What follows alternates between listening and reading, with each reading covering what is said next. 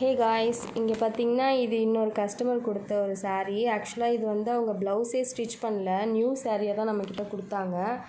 So இது அவங்க வந்து மேக்ஸியாக கேட்கல, இது வந்து அம்பர்லா டாப் மாதிரி அவங்க கீழே பேண்ட் வேர் பண்ணிப்பேன் அப்படின்னு சொல்லிட்டு சொன்னாங்க. ஸோ அதனால் இது கொஞ்சம் ஷார்ட்டாகவே தைச்சிருப்போம்.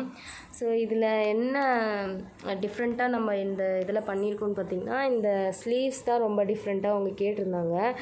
இந்த இடத்துல வந்து போட்லி பட்டன்ஸ் வர மாதிரியும், இந்த இடத்துல வந்து இந்த குட்டி பஃப் வந்து நம்ம அட்டாச் பண்ணியிருக்கோம்.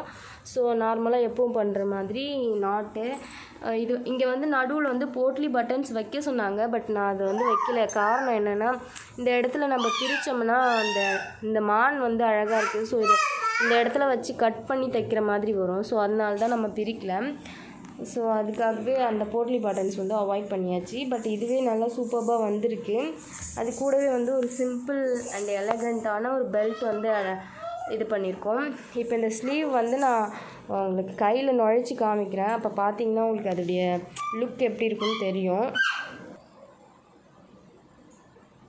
இந்த இடத்துல வந்து பஃப் வரும். ஸோ இந்த போட்லி பட்டன்ஸ் இது ஏன் டிரான்ஸ்பரண்ட்டாக இருக்குன்னா, இந்த ஸ்லீவுக்கு டிரான்ஸ்பரண்ட்டாக போட்டால் தான் கொஞ்சம் லுக்காக இருக்கும். ஸோ அது நான் கஸ்டமர் கேட்ட மாதிரியான நம்ம வந்து டிசைன் பண்ணியிருக்கோம். ஸோ இதுதான் ஃபைனல் லுக்கு. நம்ம அதே மாதிரி இந்த எண்டிங்கில் அது சேம் கலர் அதில் வந்து லைனிங் இந்த லேஸ் கொடுத்து ஃபினிஷ் பண்ணியிருக்கோம்.